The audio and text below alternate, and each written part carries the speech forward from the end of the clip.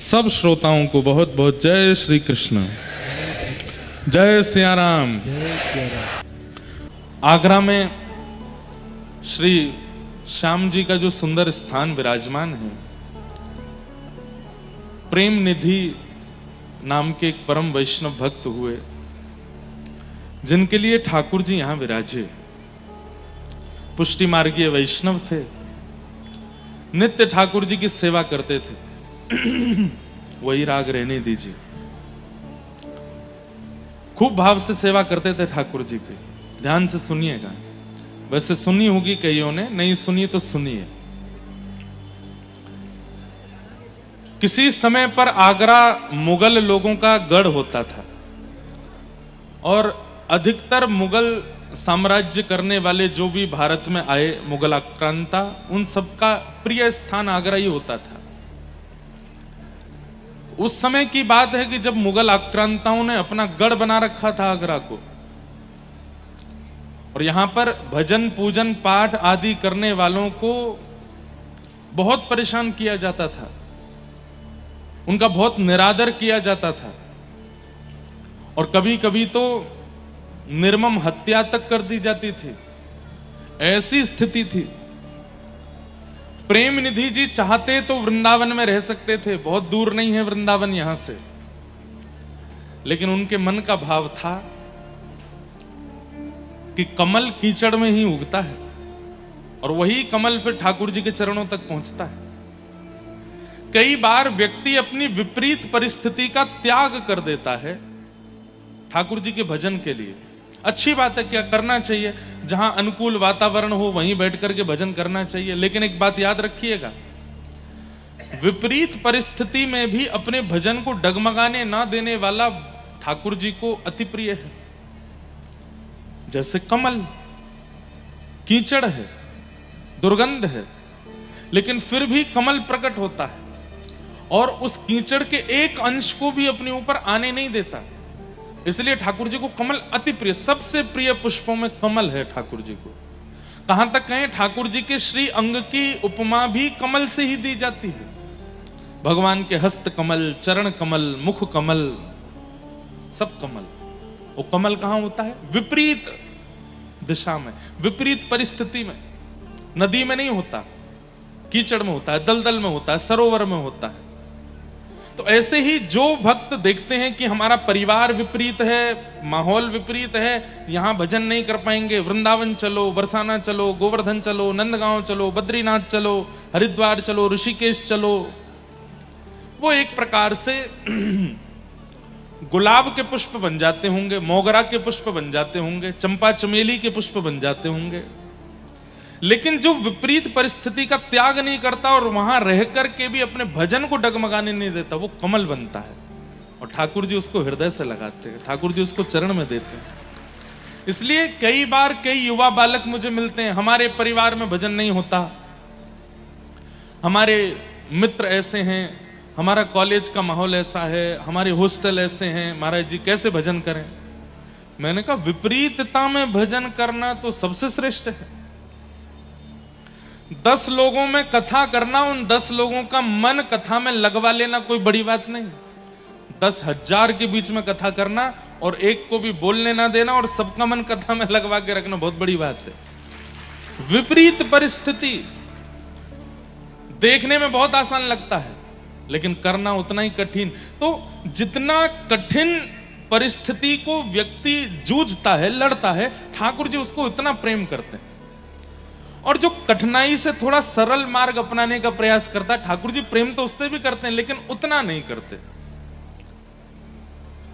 ये संसार जितना कठिन हो सकता है हो जाए, पर हम भगवत भजन नहीं छोड़ेंगे, ठाकुर जी को नहीं छोड़ेंगे।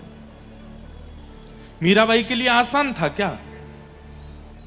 विवाह हुआ मेवाड़ में, राव दूदा जी के घर में जन्मी मीराबाई ऐसे परिवार में गई जहां पर भजन का भाव भी नहीं था। सब विपरीत हैं, केवल पति अनुकूल थे, ससुर जी अनुकूल थे, बस ससुराल में और कोई अनुकूल नहीं था। लेकिन ठाकुर जी की पथ पर चलने वाला इतनी आसानी से चल नहीं पाता ना।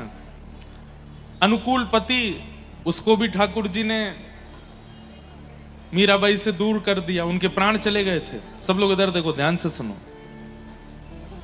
और अनुकूल ससुर कुछ महीनों बाद वो भी चले गए। मतलब मीराबाई के कहने, अपना कहने वाले दो ही लोग थे ससुराल में, पति और ससुर दोनों चले गए। और उन विपरीत दांतों के बीच में एक जीव के भांति मीराबाई रहती थी। कभी विष दे करके मारने का प्रयास करते थे, कभी सिंह को छोड़ करके मारने का प्रयास करते थे, कभी ठाकुर जी की झांपी जी में सर्प छोड़ देते थे। कितने प्रयास किए मीराबाई को मारने के लिए, लेकिन बाईसा ने अपना भजन नहीं छोड़ा। हां, कब छोड़ा अपना ससुराल? जब मीराबाई को मारने के लिए एक वैद्य से विष बनवाया, और उस विष को जब मीराबाई को पहुंचवाया तो मीराबाई से किसी ने कहा तुम्हारे हरि का चरणामृत है। तो चरणामृत समझ के जब पी गई, नहीं मरी, कुछ नहीं हुआ, और नाचने लगी और निखर गई और तेज बढ़ गया मीराबाई का। तब उनके देवर ने बचा हुआ विष का जो एक दो बूंद थी वो उस वैद्य को पिला दी। बोले इस विष में बिल्कुल भी ताकत नहीं है, मरी नहीं वो। बोले महाराज इसको कोई सूंघ ले तो मर जाएगा। बोले अच्छा, 2 बूंद बची है, तू चाट के दिखा। उस वैद्य ने जैसे ही वो चाटा तो वो मर गया। तब उस वैद्य के परिवार वाले मीराबाई के सामने जाकर के रुदन करने लगे उसके शव को लेकर के, कि हमारे पति ने क्या बिगाड़ा था, उसके प्राण क्यों हरण कर लिए। तब मीराबाई को संकोच हुआ कि मेरे तक कष्ट आ रहा था, मैं सह रही थी, पर मेरे कारण किसी और के प्राण जा रहे हैं, अब नहीं सह पाऊंगी। तब रात भर मीराबाई ने कीर्तन किया और प्रभु की कृपा से वो वैद्य जीवित हो गया। लेकिन उसके बाद मीराबाई फिर नहीं रुकी अपने ससुराल। फिर उन्होंने गोस्वामी जी को पत्र लिखा कि विपरीत परिवार है, क्या करूं। तब गोस्वामी जी ने रिटर्न पत्र लिख करके भेजा, जाके हियन राम वैदेही तजिए ताही कोटि वैरिसम यद्यपि परम स्नेही। जिसके हृदय में राम और वैदेही श्री जानकी जी, श्री ठाकुर जी और श्री बरसाने वृषभानु दुलारी श्री किशोरी जी जिसके हृदय में नहीं है, उसको विष के समान त्याग दो। वो चाहे कितना भी अपना क्यों ना हो, उसको तुरंत छोड़ दो, वो अपना कहलाने लायक नहीं है। तब मीराबाई सब छोड़ करके गई।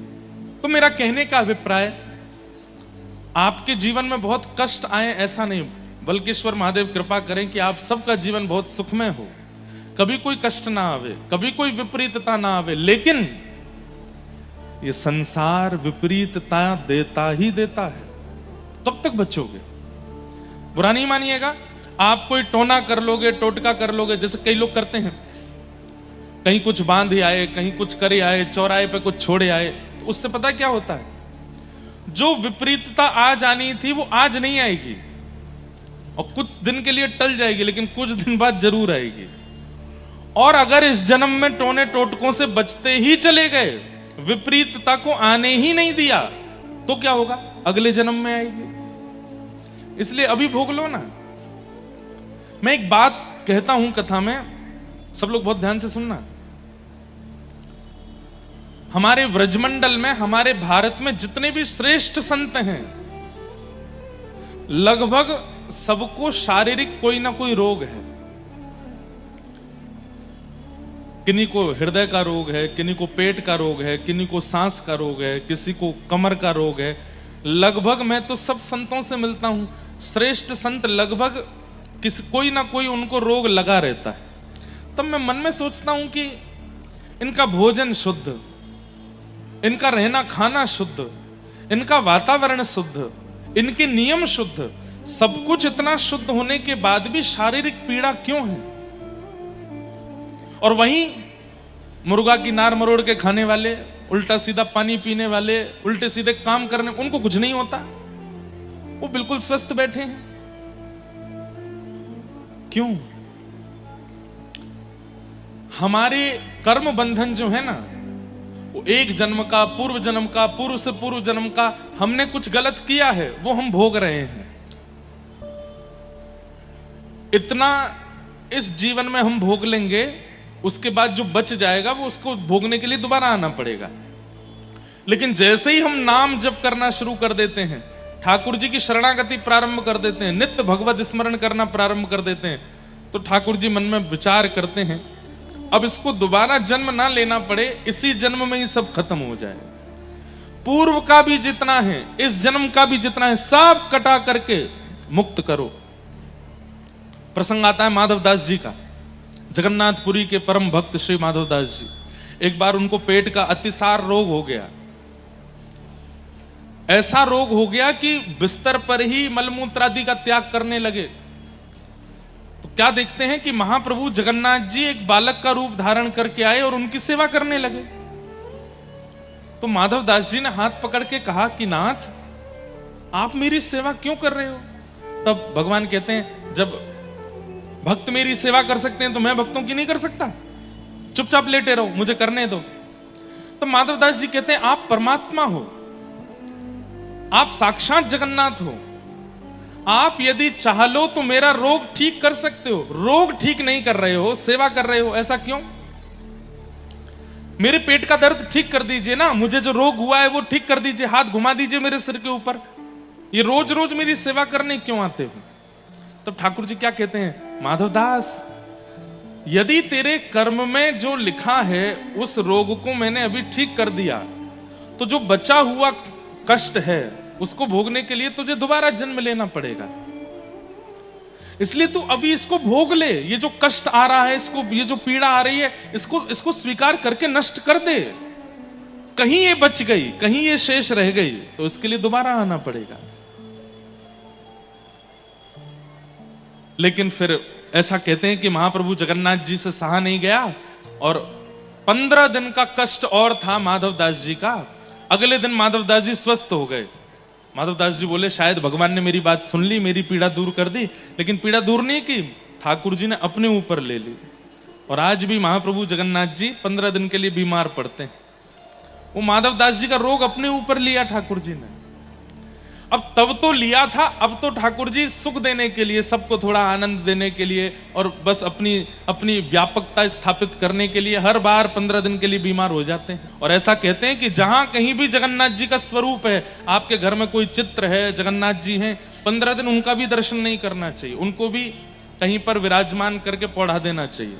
हमारी कथा के जो मुख्य श्रोता जगन्नाथ जी हैं, ये हैं महाप्रभु जगन्नाथ। ये भी 15 दिन, इनको भी हम एक सुंदर झांपी जी है उसमें विराजमान करके रखते हैं। जहां कहीं भी जगन्नाथ जी का स्वरूप है, 15 दिन उनको ढक करके रखना चाहिए, सुंदर एक आसन पर सुला देना चाहिए। और हो सके तो घर में नित्य, जैसे महाप्रभु जी की वहां रोज औषधि बनाई जाती है, वैसे औषधि बना करके सेवा करनी चाहिए। अनेक अनेक भाव हैं, उसके पीछे वो सब हम जगन्नाथपुरी में सुनाएंगे कि क्यों 15 दिन के लिए बीमार होते, कहां जाते हैं जगन्नाथ जी, क्या करते हैं। पर कहने का अभिप्राय कि हमारे जीवन में जो विपत्ति आती है ना, वो विपत्ति भोग लेनी चाहिए, चाहे वो शारीरिक हो, चाहे वो मानसिक हो, चाहे वो बौद्धिक हो। आजकल लोग कहते हैं बहुत डिप्रेशन होता है बच्चों को, एंजाइटी होती है, परेशानी होती है, बहुत दुखी हो जाते हैं, बहुत डिप्रेशन में चले जाते हैं। उसके लिए भजन कीजिए, पर वो जो परिस्थिति जीवन में आई है उसको, उससे भागिए मत, उससे लड़िए, उससे जूझिए। कहीं उससे भागोगे और उसको नष्ट करने का प्रयास करोगे तो वो आज नहीं तो कल, कल नहीं तो 10 साल बाद फिर से आएगी। इससे उससे जूझिए। तो विपरीतता का त्याग नहीं करना चाहिए, बल्कि विपरीतता में और संभाल करके भजन के बल के साथ और आगे बढ़ना चाहिए। श्री प्रेम निधि जी महाराज ने आगरा का त्याग नहीं किया, जबकि यहां चारों तरफ विपरीतता है। वे चाहते तो वृंदावन जाके सेवा कर सकते थे अपने ठाकुर जी की, लेकिन उनके मन में भाव था कि ठाकुर जी को कमल प्रिय है और कमल कीचड़ में ही उगता है, मैं यहीं रह के करूंगा। कैसे भजन करते थे? सुबह सुबह रात्रि में ही उठ जाते थे, 2-2:30 बजे उठ करके जाते थे, कलश लेकर के जमुना जी में स्नान करते, जमुना जी का जल भरते और सूर्य उदय हो उससे पहले जल लेकर के आ जाते। क्योंकि म्लेच्छ लोग जब उठ जाते थे तब शिखाधारी, सूत्रधारी, तिलकधारी, धोतीधारियों को देख नहीं पाते थे, उनको मारने लगते थे, उनको तंग करते थे, परेशान करते थे। तो इसलिए सुबह हो मुझे कोई छुए उससे पहले आकर के ठाकुर जी की सेवा में निमग्न हो जाते थे। एक दिन की बात, बहुत वर्षा हुई रात को। प्रेम निधि जी उठ गए और बाहर देखने लगे, अब जाऊं, इतनी वर्षा हो रही है, कैसे जाऊं। और वर्षा में दलदल हो गया, तब कंक्रीट के रोड तो होते नहीं थे, कच्चे रोड होते थे, उन सब में दलदल बन जाता था। सोचने लगे क्या करूं, तो मन में सोचे कि सुबह होगी, ये सब मिलेच्छ लोग परेशान करेंगे, निकल पड़ता हूं। आप जैसे ही कलश लेकर के निकले, इधर देखो, यहां देखो, यहां देखो, यहां देखो, विपरीतताओं से बचो। ये जो विपरीतताएं इधर उधर से आती हैं, इन सब से निकल के कथा सुनो। बारिश हो रही थी, कीचड़ दलदल हो रहा था, और ऐसे में और भी कई सारे डर होते हैं कि बारिश के बाद कभी सांप, कातर, बिच्छू आदि ये सब निकल आते हैं, और फिर रोड भी दिखता नहीं है अच्छे से। उस समय पर लाइट होती नहीं थी, मशाल होती थी, मशाल भी कैसे लेके जाएं, इतनी वर्षा हो रही है। तभी आपने क्या देखा कि जिस रास्ते से आप जाते थे, सामने आगे ही एक ज्यादा बड़ा नहीं और ज्यादा छोटा भी नहीं, सामान्य स्थिति का एक बालक जैसा, और वो मशाल लेकर के खड़ा है। उसका मुख नहीं दिख रहा है, पर वो मशाल लेके खड़ा है।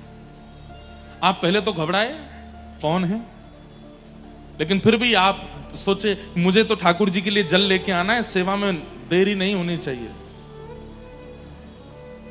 आप तुरंत कलश लेकर के चले। वो मशाल वाला बालक भी आगे आगे चलने लगा। आप सोचते गए, हे ठाकुर जी रक्षा करना, पता नहीं कौन है, कोई मिलेच्छ ना हो, बस मैं तो जमुना जी पहुंच जाऊं, जल भरूं और तुरंत लौट के आऊं। जमुना जी पहुंचे, जमुना जी में जाके स्नान किया। वो मसाल वाला बालक थोड़ा दूर चला गया। स्नान करके आप जैसे ही कलश भरे, वो फिर आ गया, और वो कुछ बोलता नहीं है, बस आगे आगे राह जैसे दिखा रहा है, और दिखाता हुआ वो फिर वहां से अंतर ध्यान हो गया। आप अपने निवास पर, कुटिया पे पहुंच गए। आपने अपने पैर वैर धोए, बोले भैया आज तो ठाकुर जी ने बड़ी कृपा करी, पता नहीं कहां से कोई सज्जन आ गया, मशाल लेकर के पूरे रास्ता दिखा के लाया मुंह को, बड़ी कृपा, जय जय, बड़ी कृपा। आपने जैसे ही कपाट खोले मंगला आरती करने के लिए, तो क्या देखते हैं, ठाकुर जी के पांव में कीचड़ लगी है और हाथ में मशाल का तेल लगा है। जो ठाकुर जी यहां विराजमान है, मैंने दर्शन नहीं किए, कल पहली बार करूंगा। उनके वहां के महाराज जी आए थे एक दिन यहां पर, और ये देख करके प्रेम निधि जी के नेत्र सजल हो गए। जय जय, आप आए, आप मशाल लेकर के चल रहे थे, और मैं आपसे भयभीत हो रहा था। मैं ये सोच रहा था पता नहीं कौन है, लेकिन नाथ बड़ी कृपा आपकी, ठाकुर जी आए। मैं भगतन को दास, भगत मेरे मुकुट मणि। एक बात बताऊं आपको, जैसे हम ठाकुर जी का भजन करते हैं, राधा राधा जपते हैं, कृष्ण कृष्ण जपते हैं, राधे कृष्ण जपते हैं, ऐसे ही ठाकुर जी हमारा कीर्तन करते हैं। जब ठाकुर जी को लगता है कि मुझसे कोई बहुत प्रेम करने वाला परम वैष्णव भक्त हो गया है, तो ठाकुर जी उसके नाम का कीर्तन बना लेते हैं, और फिर ठाकुर जी उसके नाम का कीर्तन करते हैं। अनुप्रजाम में हम नित्यम पूये ये तन्य रेणु भी। बोले आप किसका ध्यान करते हो, आप किसका चिंतन करते हो, आप किसका भजन करते हो नाथ। तब ठाकुर जी कहते हैं मुझे अनन्य रूप से भजने वाले भक्तों का चिंतन मैं करता हूं। और कोई रमेश नाम का भक्त है, तो ठाकुर जी उसके नाम का कीर्तन बना लेते होंगे, रमेश रमेश रमेश, मेरो प्यारो रमेश, मेरो दुलारो रमेश, मेरो नीको रमेश। अब मीरा बाई का क्या कीर्तन करते होंगे, मीरा गोपाल मीरा गोपाल मीरा गोपाल मीरा गोपाल। मीरा गोपाल मीरा गोपाल बोलते रहोगे तो धीरे धीरे मेरा गोपाल बोलने लगेगा। ऐसे ठाकुर जी मीराबाई का कीर्तन करते हैं। पंढरपुर महाराष्ट्र में तो प्रसिद्धि है, ज्ञानोबा तुकाराम, ज्ञानोबा तुकाराम, ज्ञानोबा तुकाराम। ये ठाकुर जी कीर्तन करते हैं, और ऐसा कीर्तन करते हुए वहां के पुजारी जी को दिखे, रुक्मणी जी मृदंग बजा रही हैं और ठाकुर जी करताल लेकर के भक्त का नाम गा करके कीर्तन कर रहे हैं। मेरा आपका नहीं करते होंगे, क्योंकि हम अभी उस श्रेणी में आए ही नहीं, पर हां हमारे ब्रज के कई ऐसे महापुरुष हैं, और जिसका भी चिंतन आ रहा हो चित्त में ब्रज का नाम लेके, उसका कीर्तन करते होंगे ठाकुर जी, उनका कीर्तन करते होंगे। ठाकुर जी भक्तों का कीर्तन करते हैं। ठाकुर जी के पैरों में कीचड़ लगी देखी, हाथ में मशाल की वो तेल लगी देखी, प्रेम निधि जी के नेत्र सजल हो गए। जय जय, आपने श्रम क्यों किया? ये मेरी सेवा है, मुझे करने दीजिए, आप क्यों श्रमित हुए? चरणों में गिर के खूब रोए, चरण धोए ठाकुर जी के, हाथ पोंछे, स्नान आदि कराए, सेवा करी। तब से प्रेम निधि जी इतने गंभीर हो गए, गंभीर मतलब अब भावुक रहने लगे। अब बस वो जैसे ही अपने ठाकुर जी को देखते हैं आंखों से आंसू गिरने लगते हैं, उनको वही बात याद आने लगती है। बंधुओं, ये तो कृपा करके प्रार्थना करो ठाकुर जी से कि नाथ भले ही प्रत्यक्ष मत दिखना, पर जीवन जिस सहारे हम जी लें ऐसा एक अनुभव करा देना, जिस अनुभव को याद करके ही हम रोते रहें, एक अनुभव करा देना। प्रेम निधि जी को एक ऐसा अनुभव प्राप्त हो गया, उस अनुभव में ही वे रोते रहते हैं, रमे रहते हैं। कीर्तन करने लगे, कथा करने लगे, सत्संग करने लगे। आगरा के जो गिने चुने कुछ वैष्णव लोग थे, वे सब वहां जाने लगे और जाकर के प्रेम निधि जी का सत्संग सुनने लगे। ठाकुर जी का दर्शन करते और उनकी कथा वार्ता सुनते। 2 से 4, 4 से 5, 5 से 15, 15 से 20, 50, 100, 200। जब भीड़ बढ़ने लगी तो धीरे धीरे मिलेच्छों की नजरों में आ गए। कौन है ये? इतने वैश्य समाज के, वैष्णव समाज के, हिंदू समाज के लोग कहां जाते हैं? बोले प्रेम निधि नाम का व्यक्ति है, उसका प्रवचन सुनने जाते हैं। जाकर के बादशाह से शिकायत कर दी। बोले कि ये, अब शिकायत में तो कुछ भी कह देते हैं ना। अच्छा, शिकायत और दोष उन्हीं को दिखते हैं जो कभी पास गए ही नहीं। दोष 2 लोगों को दिखाई देते हैं, ध्यान से सुनिएगा। दोष 2 लोगों को दिखाई देते हैं, एक तो अति सामीप्य वाले को और एक अति दूर वाले को। 2 ही लोगों को दोष दिखते हैं। अति सामीप्य वाले को दोष कैसे दिखता है? अब वो संग ही रहता है, संग ही खाता है, संग ही बैठता है, संग ही घूमता है, तो धीरे धीरे उसको दोष दिखने लगता है। अच्छा ऐसे ही है, हाँ ये तो ऐसे ही खा जाते हैं, ऐसे ही बैठ जाते हैं, ऐसे ही बैठ लेते हैं। और एक अति दूर जो कभी आया ही नहीं है पास में, बस सुनी सुनाई बातों पर ही दोष देखने लगता है। और हम मानवों की एक क्वालिटी है कि हम दोष क्षण भर में देख लेते हैं, गुण देखने में पूरा जीवन निकल जाता है, गुण नहीं दिखता। बादशाह के पास जाकर के दोष बताने लगे। अरे वहां तो ऐसा होता है, उस सत्संग में तो हम लोगों की विपरीत बातें बताई जाती हैं, हम लोगों से दुश्मनी कैसे हो ये सब सिखाया जाता है, आदि आदि बना चढ़ा करके बना करके बातें बोल दी। बादशाह ने आज्ञा दे दी, पकड़ करके लाओ। प्रेम निधि जी अपने ठाकुर जी की जल झारी भर करके, और जल झारी जी पधराने वाले थे, इतने में ही सैनिक आ गए और सैनिकों ने आकर के हाथ पकड़ा। तो प्रेम निधि जी बोले मैं चल रहा हूं, भाई झारी जी पधराने तो ठाकुर जी की। झारी जी भी नहीं रखने दी, ऐसे ही लेकर के गए। बहुत रोए, बोले कि अरे मेरे जय जय को प्यास लगेगी, कहां पिएंगे, नेक मुझ जल तो पधरान दो, तुम जहां कहोगे मैं चलवे को तैयार हूं, नेक जल तो रखन दो। लेकिन उन्होंने जल भी नहीं रखने दिया। बादशाह के सामने गए, बादशाह ने कहा इनका जो करना है बाद में देखेंगे, अभी इनको तय खाने में डालो। तय खाने में डाल दिया। उसी रात्रि को ही रो रहे थे, बोले मेरे जय जय को प्यास लगी होगी, जल झारी नहीं पधरा पायो।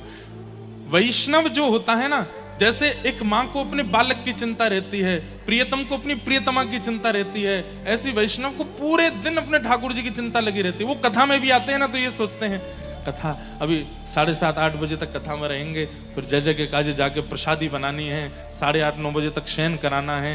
आज शयन, अब गर्मी बहुत हो गई है, कूलर नहीं एसी होना चाहिए, जय जय की सेवा में कछु ऐसा पहुंचना चाहिए, चंदन घिस करके छाती पे लगाऊंगो, ऐसे वस्त्र पहनाऊंगो, ये सब चिंता बनी रहती है।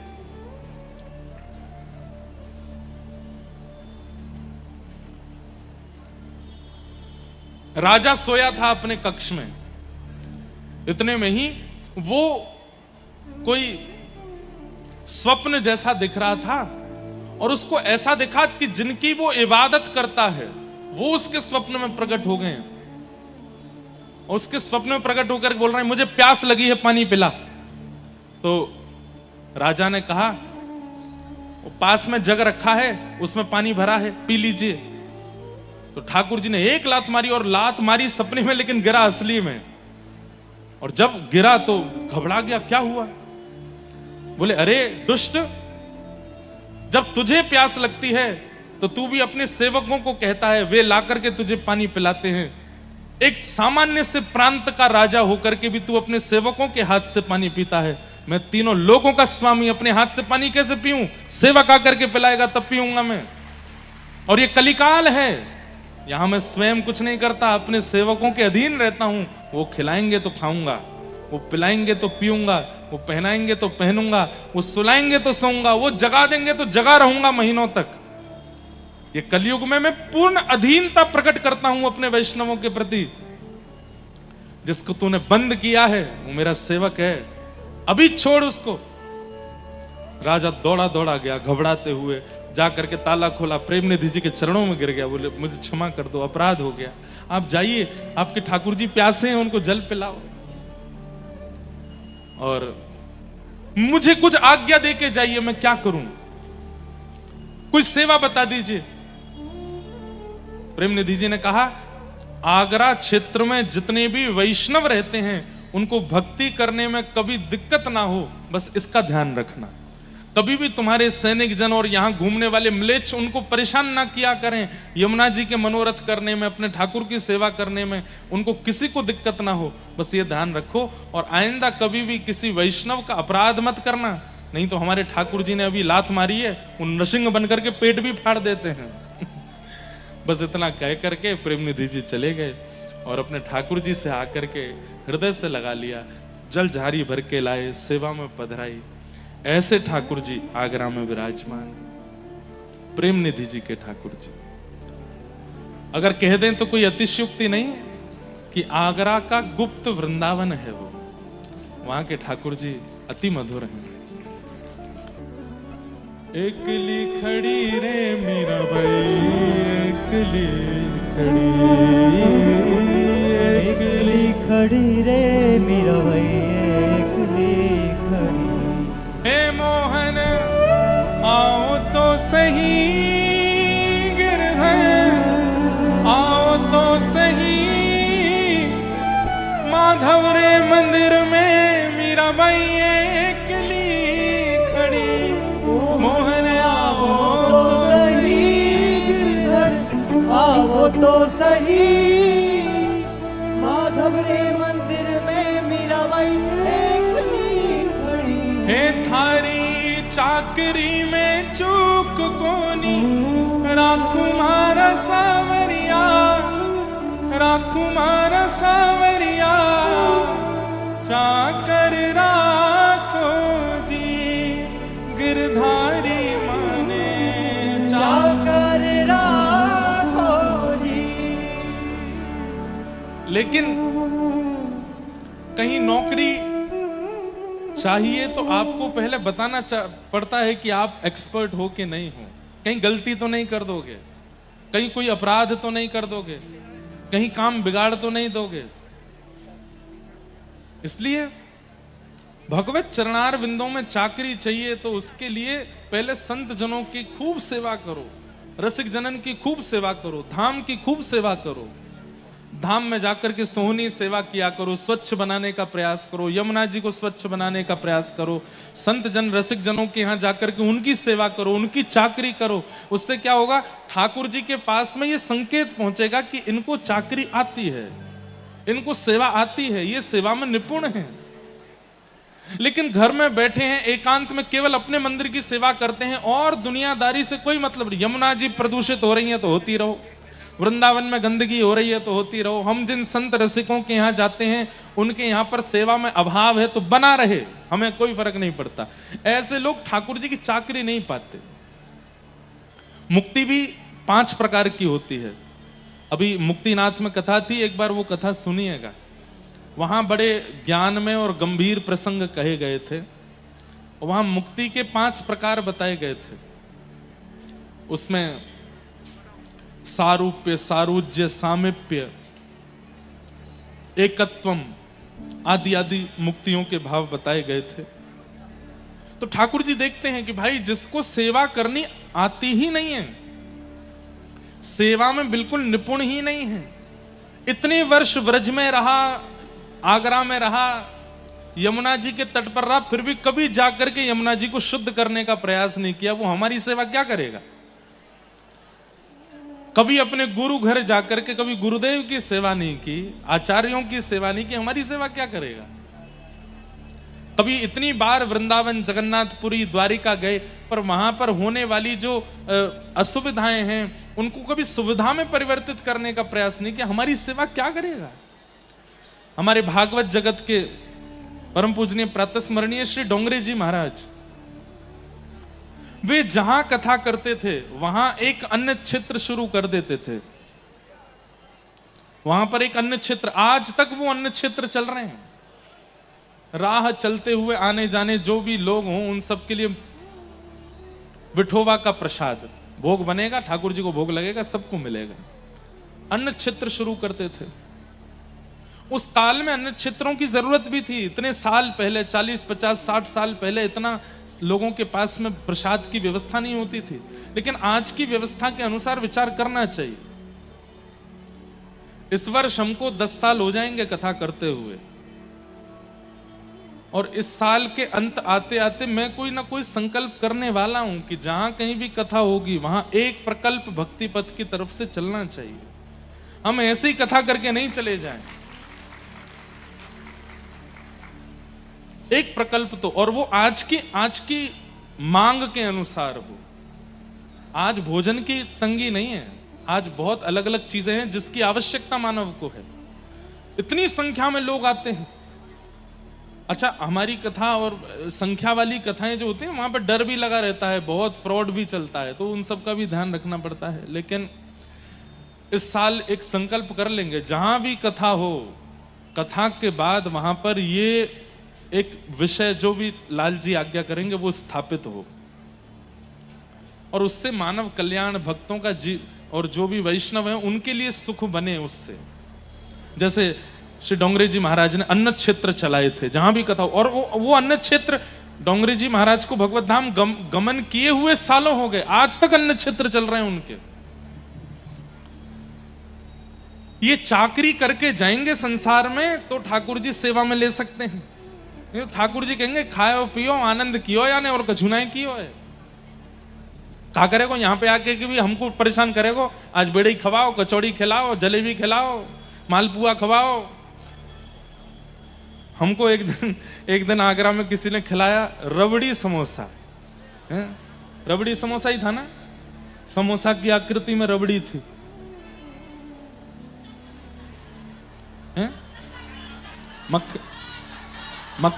मक्खन समोसा। बताओ, हम और आप रबड़ी समझ के खा रहे थे मक्खन समोसा, मलाई समोसा, जो भी था।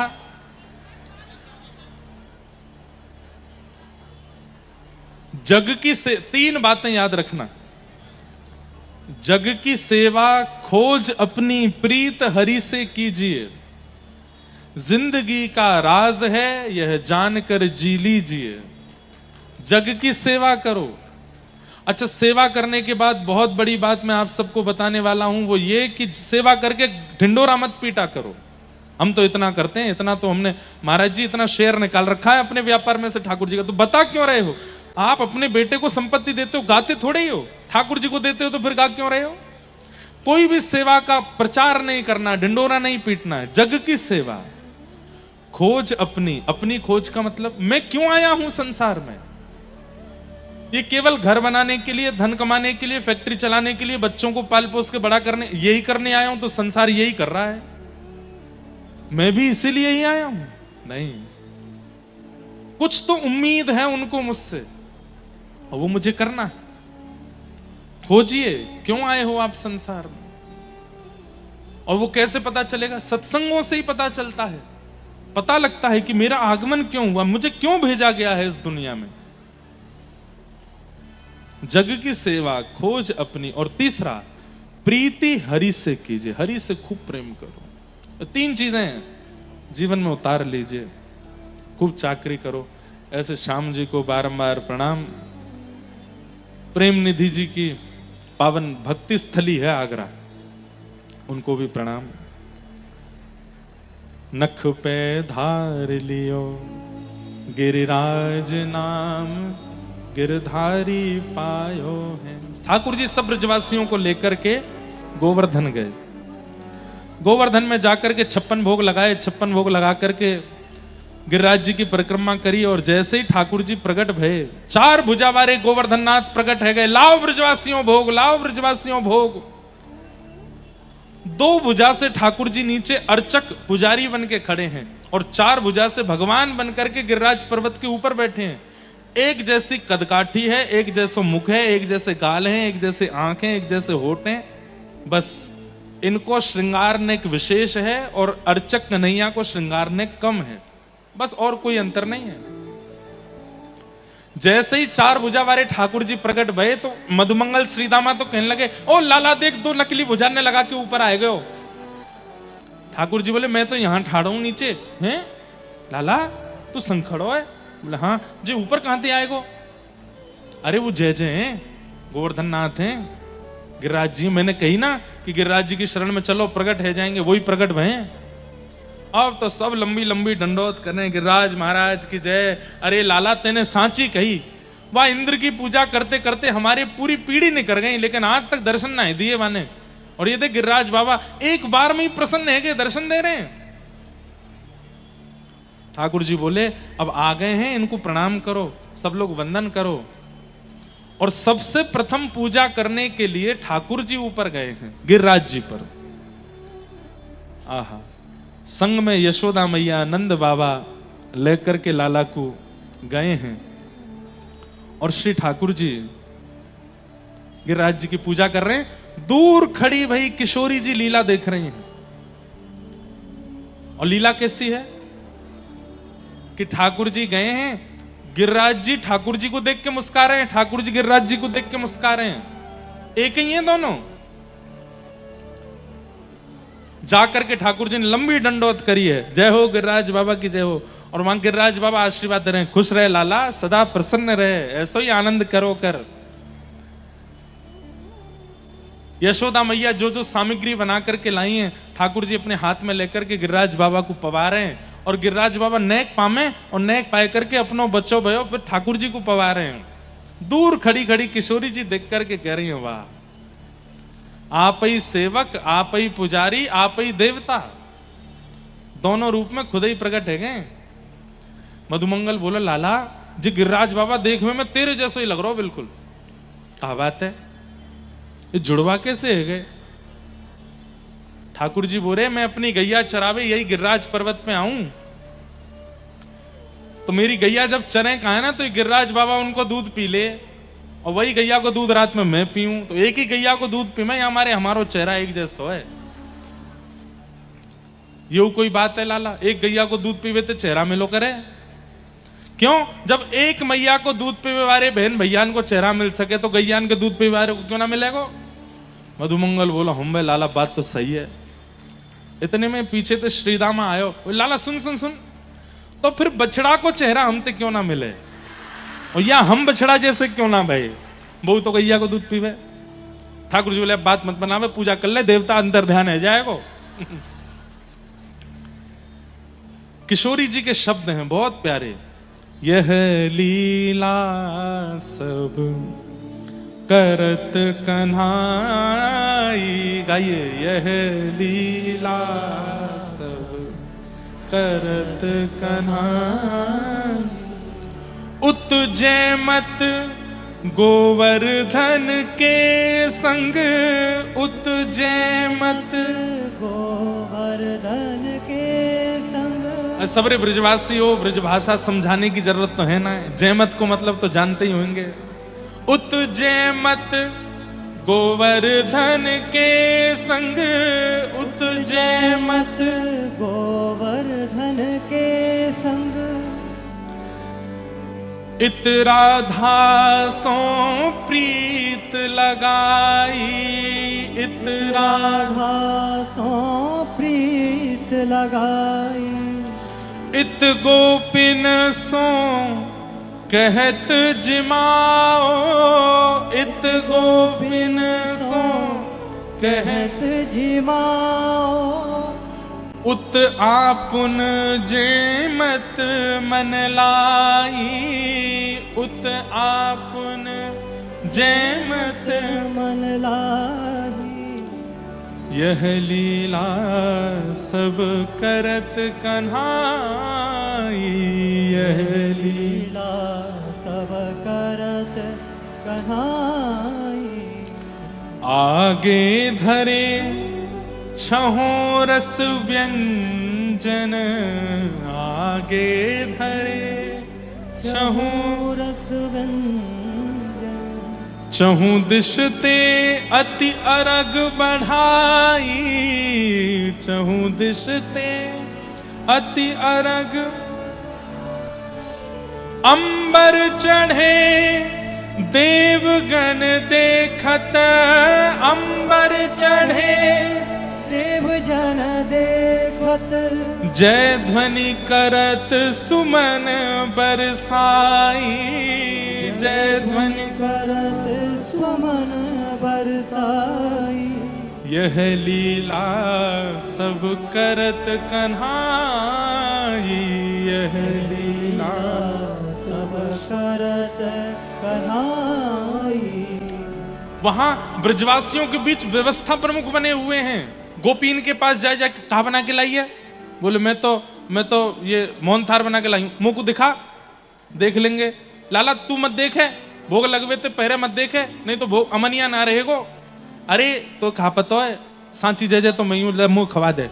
वहां ऊपर अलग भोग लग रहा है। सब लोग जो ऊपर पहुंच पा रहे हैं गिरिराज जी पे, और जो ऊपर नहीं, लंबी लाइन लगी है महाराज, लाखों ब्रजवासी हैं। तो उन गोपीन के पास जाए गोपियों सोच रही मैं कब पहुंचूंगी ऊपर, कब जाऊंगी ऊपर। ठाकुर जी मन में सोचने लगे कि ये सबरी तो ऊपर पहुंच नहीं पाएंगी, इंद्र वर्षा करवे वारों ने कहा देर में तो कहा करूं। तो उन सब के पास जाए करके उनकी डलिया में तो निकार के खा ले रहे हैं। ला मुंह को गिरिराज बाबा ने मुंह को भेजो है, जाकी सामग्री सबसे बढ़िया मैं चक के बताऊंगा, वहां को भोग लगाएंगे। और यहाँ नीचे जो नहीं पहुंच पा रहे ऊपर, सबकी सामग्री ने लेके, हाँ तू तो खा दे, तू खवाए दे, तू अपना पवाए दे। अरे लाला तू ही खा जाएगा, कहीं गिरिराज बाबा ने नहीं खाया तो। अरे उनने ही मुंह को भेजो, जाको सबसे बढ़िया होगा वो भाई को पामेंगे। कौन को बढ़िया लगो, सबन को पा, वो पान तो लेन दो खूब, सबन को पा के बोले स्वाद ना आयो तुम में तो कोई को ना पामेंगे। ये सब तो भावना है। ठाकुर जी बोले कि जो भी आए सबको भोग लग जाए। तो एक रूप से ऊपर भोग लगा रहे हैं, एक रूप से नीचे सबको भोग पा रहे हैं।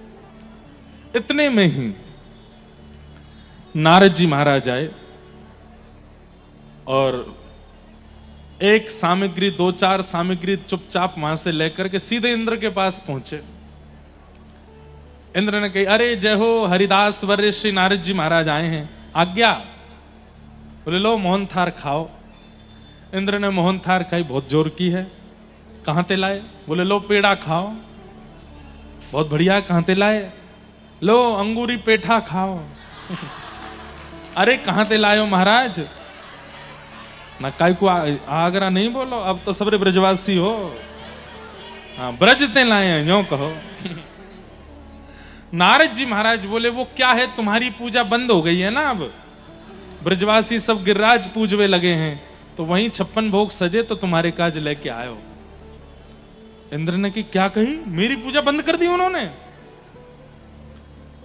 जैसे ही झांक करके देखा तो महाराज लाखों ब्रजवासी तो गिरिराज बाबा की पूजा कर रहे हैं। क्रोध में भर गया, तुरंत मेघमालाओं को आज्ञा कर दी, जाओ ब्रजमंडल पर शाम्बर तक वर्षा करो, जो प्रलय के समय बारिश होती है उसको जाकर के ब्रजमंडल पर करो। ये ब्रजवासी बचने ना पाए, इनको पता चले कि अपने देवता की पूजा त्यागने से क्या फल मिलता है।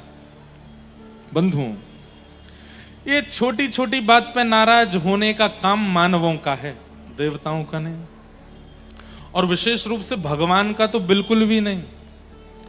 आपने रात में दिया नहीं जलाया तो भगवान नाराज हो गए होंगे ना? आपने सुबह दिया नहीं जलाया तो भगवान नाराज हो जाते ना? अरे हम तो कह रहे हैं आपने भोग नहीं लगाया तो भी नाराज नहीं होते, वो उन पर इतना समय नहीं है। और जो बात बात पे नाराज होता है, बात बात में मुंह फुला के बैठ जाए, गुस्सा में आकर के दंड देना, रिवेंज लेने की प्रयास करे, वो परमात्मा नहीं है। हाँ, प्रेम लक्षणा भक्ति में हमको विचार करना चाहिए कि ठाकुर जी का बाल भोग लगना है, ठाकुर जी का राज भोग होना है, ठाकुर जी का उत्थापन भोग होना है, ठाकुर जी का शयन भोग होना है। ये विचार हमारे चित्त में आना चाहिए। ठाकुर जी को इससे कोई फर्क नहीं पड़ता। ठाकुर जी कहें लगाओ तो मैं राजी हूं, नहीं लगाओ तो कोई दिक्कत नहीं। और जब हम प्रेमी हो जाते हैं ना, प्रेम के वशीभूत सेवा करने लगते हैं, तो ठाकुर जी को फर्क पड़ने लगता है। फिर शाम को यदि भोग ना लगाओ तो ठाकुर जी मुंह फुला लेते हैं, अच्छा तुमने मेरा भोग नहीं लगाया हो। लेकिन इसके बदले ठाकुर जी घर तोड़ दें, तुमको गेड़ दें, पाम में फ्रैक्चर कर दें, एक्सीडेंट करा दें, ये ठाकुर जी नहीं करते। भगवान पे इतना समय नहीं है। कभी विचार किया करो, 8 अरब लोग हैं शायद संसार में, ऐसा गिनती है, अनगिनत कितने हैं कोई पता नहीं। हर सेकंड एक व्यक्ति की मृत्यु होती है, 2 लोगों का जन्म होता है हर सेकंड। जनसंख्या कितनी है पूरे विश्व की? ये तो केवल मानव हैं। चेंटियों की अलग सोचो, मच्छरों की अलग सोचो, मछलियों की अलग सोचो, जानवरों की अलग सोचो, पक्षियों की अलग सोचो। गिनती में भी नहीं आ पाएंगे, इतनी जनसंख्या है। और केवल इनके ही ठाकुर जी नहीं है, पेड़ पौधे वृक्ष सबके ठाकुर जी हैं। इतने भयावह भीड़ वाले इस संसार में मैं अगर भोग नहीं लगाऊं तो ठाकुर जी को कोई फर्क पड़ेगा? और वो इतने भयावह संसार में खरबों अरबों खरबों और उससे ऊपर की भी जो गिनती होती हो, उसमें मैंने अगर कोई सेवा में गलती कर दी तो ठाकुर जी इतनों में मुझे चुन के दंड देंगे? ये तो देवी देवता और भाग्य ना बदलने वाले जो भगवान नहीं है। देखो, देवता अलग होते हैं, भगवान अलग हैं। भगवान सब नहीं है, देवता अनेक है। ये जो बात बात पे नाराज हो जाते हैं, दंड देने लगते हैं, ये देवता हो सकते हैं, भगवान नहीं। हम ब्रजवासी, हम भगवान के उपासक हैं। श्री कृष्ण भगवान है, श्री कृष्णस्तु भगवान स्वयं भगवान है, गिरिराज जी भगवान है, महादेव भगवान है। अब यहां पर विवाद हो जाएगा अगर मैं केवल बता दूं स्पष्ट कि भगवान कौन कौन है और कौन कौन नहीं है, तो जिनके नहीं है वो सब लड़ने आ जाएंगे, अच्छा वो भगवान नहीं है। इसलिए ठीक है, आपको जहां प्रणाम करने का अवसर मिले किया करो। हम तो दुनिया भर में कथा करते हैं, तो जहां भी जाते वहां के मुख्य देवता को प्रणाम करने जाते हैं, पर चित्त में केवल एक श्री कृष्ण को रखो। वही परमात्मा है, वही भगवान है, वही सर्वस्व है, उनके अलावा कोई नहीं है। और वो रूठते नहीं है। हाँ, एक चीज से रूठते हैं बस, वैष्णव अपराध, भक्त अपराध, ये उनको प्रिय नहीं है। बाकी सेवा में आदि आदि इन सब में कोई गड़बड़ी हो जाए तो उससे वो रूठे नहीं बैठे रहते हैं। इसलिए भगवान को पूजो। ये ब्रजवासी इंद्र की पूजा करते थे, इसीलिए तो भगवान इनको गिरिराज जी की पूजा कराने ले गए कि भैया उसकी पूजा मत करो जो रूठना जानता हो, उसकी पूजा मत करो जो रूठ करके दंड देना जानता हो, उसकी पूजा करो जो सदा प्रसन्न रहता हो, आपका भाग्य बदलना जानता हो। भाग्य बदलने की सामर्थ्य केवल भगवान में है। इसलिए भगवान सबको लेके गिरिराज जी गए।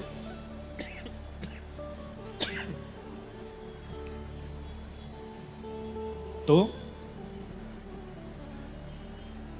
इंद्र ने काले काले बादलों को भेज दिया, गड़गड़ करके बादल गरजने लगे, मेघमालाएं आ गईं, मूसलाधार बारिश जैसे ही प्रारंभ हुई, सूंड के, हाथी के सूंड के समान बूंद गिरने लगी आकाश से।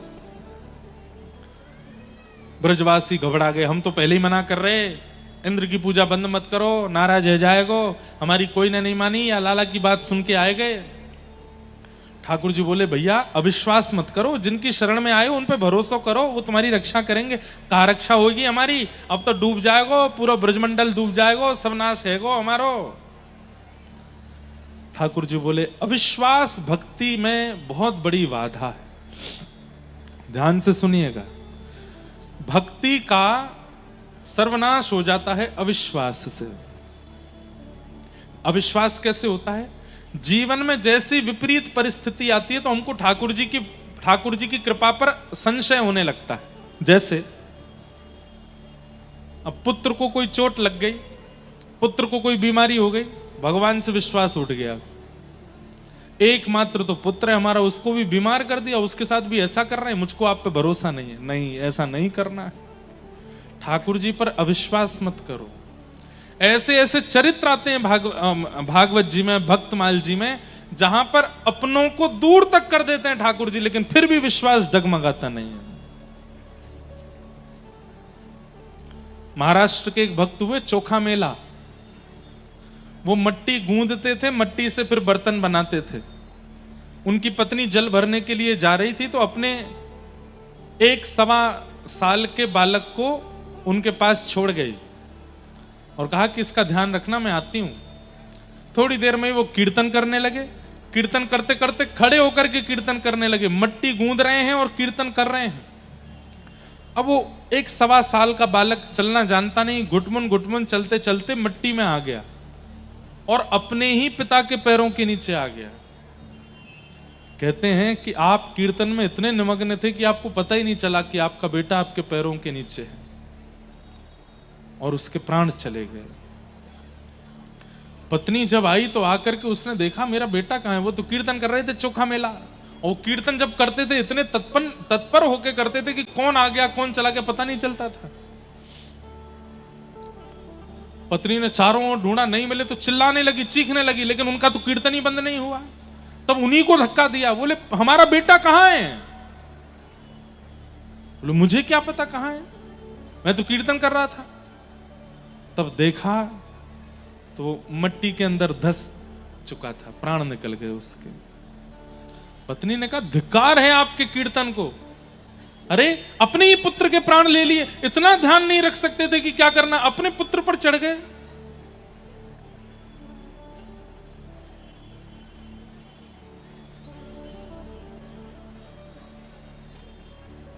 कहते हैं चोखा मेला जी अपनी पत्नी से बोले मैं कीर्तन में निमग्न था, मुझे पता नहीं था कि पुत्र आ गया है यहां पर। बहुत सुनाया पत्नी ने, बहुत कुछ बुरा भला कहा। उस दिन उन्होंने संकल्प लिया कि यदि मैंने अब इन दोनों हाथों से कभी अपनी पत्नी का स्पर्श किया तो इन हाथों का त्याग कर दूंगा। किसी दिन अपनी पत्नी का स्पर्श किसी भाव से हुआ, दोनों हाथ कटवा दिए उन्होंने, अपने आप को दंड दिया और बिना भुजा के रह करके भगवत भजन करने लगे। एक दिन पंढरीनाथ भगवान का कोई कीर्तन चल रहा था, चोखा मेला जी के मन में आया कि मेरे हाथ होते तो मैं भी ताली बजाता। ठाकुर जी ने कृपा कर दी, उनके दोनों भुजाएं वापस आ गईं और भगवत कृपा से वो मरा हुआ पुत्र भी जीवित हो गया। ऐसे तो कितने प्रसंग हैं। बस अविश्वास नहीं आवे। पत्नी में अविश्वास आया लेकिन चोखा मेला जी में नहीं आया। उसके बाद भी भगवत भजन छोड़ा नहीं उन्होंने। इसलिए अविश्वास कभी मत करना, चाहे जैसी स्थिति आ जाए, चाहे खाक कर दें सब कुछ जला करके ठाकुर जी, तो भी उन पर अविश्वास मत करिएगा, भरोसा रखिए। जब ब्रजवासियों के साथ ऐसी स्थिति होने लगी, सब में अविश्वास होने लगा, ठाकुर जी बोले अविश्वास भक्ति में नाशकारी होता है, मैं क्या करूं? सब ब्रजवासियों को इकट्ठा करके बोले देखो मैं गिरिराज बाबा से प्रार्थना करूंगा जी हमारी रक्षा करेंगे। ब्रजवासी चला रहे हैं जी रक्षा ना करेंगे हमारी, अब तो हमको डूब के मरना ही पड़ेगा। ठाकुर जी बोले नेक प्रतीक्षा करो। गिरिराज बाबा को प्रणाम करके दंडवत करके और ठाकुर जी ने प्रार्थना करी, हे गिरिराज बाबा हमारी रक्षा करो।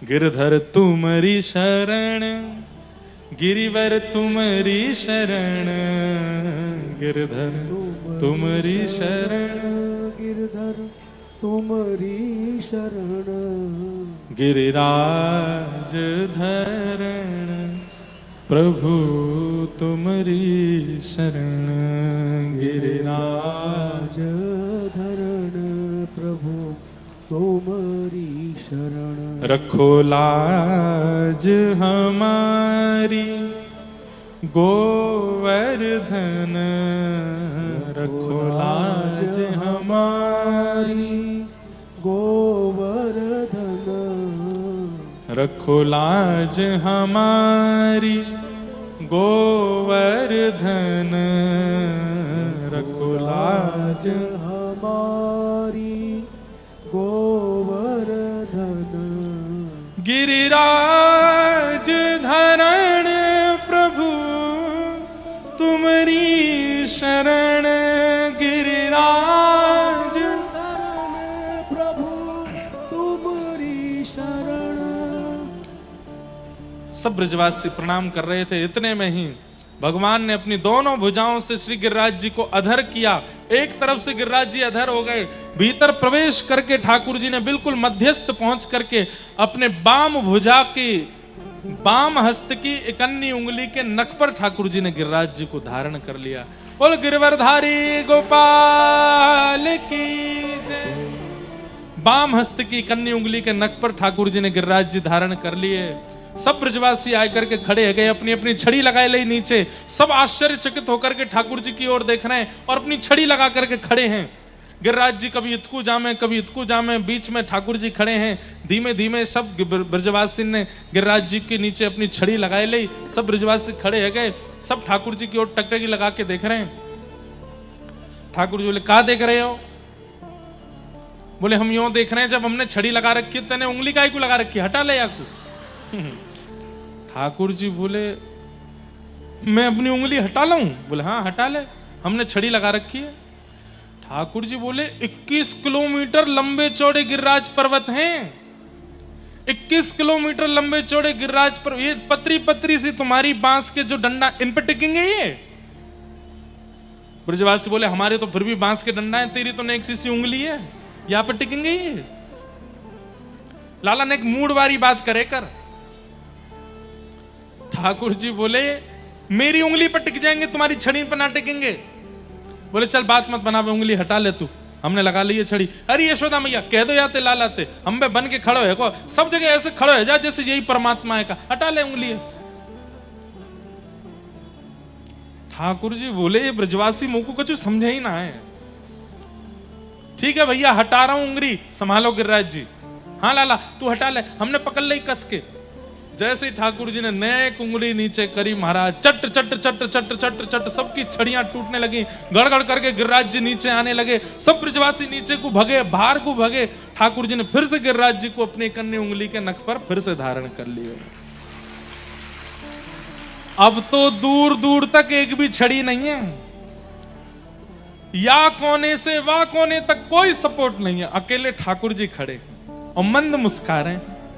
और ऐसे खड़े जैसे कोई रुई को फोहा उठा लिया हो, बिल्कुल ताकत ही नहीं लग रही है। कभी यूं देखने लगे, कभी यूं देखें। श्री कृष्णदास जी का पद है कि बीच बीच में ठाकुर जी एक हाथ से बंशी भी बजा लेते हैं और यूं ही खड़े हैं। अरे लाला, बोला हाँ इस सांची में केवल तेरी उंगली पे टिक गए ये? बोला हाँ, इतने बड़े गिरिराज पर्वत तेरी उंगली पे? बोला हम बे कैसे टिक गए? ठाकुर जी बोले हम जय जय हैं, या हमारे टिक रहे हैं। ए मधुमंगल श्रीदामा चलो प्रणाम करो।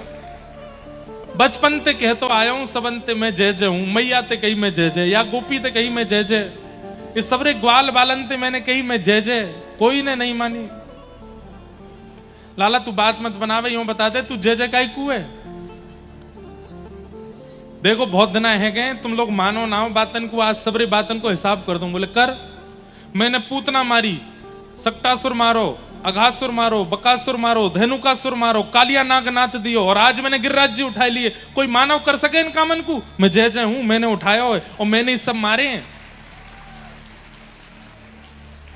ब्रजवासी बोले बातन ने मत बनावे, मारी तेने पूतना। अरे लाला जे तो हमारे ब्रजमंडल की सीमा को प्रभाव है कि यहां नारकीय लोग और राक्षस लोग जैसे ही या भूमि में प्रवेश करें, धीरे धीरे उनकी आयु क्षीण होने लग जाए। वो ज्यादा दिन यदि ब्रज में रहेंगे तो वो मर ही जाएंगे।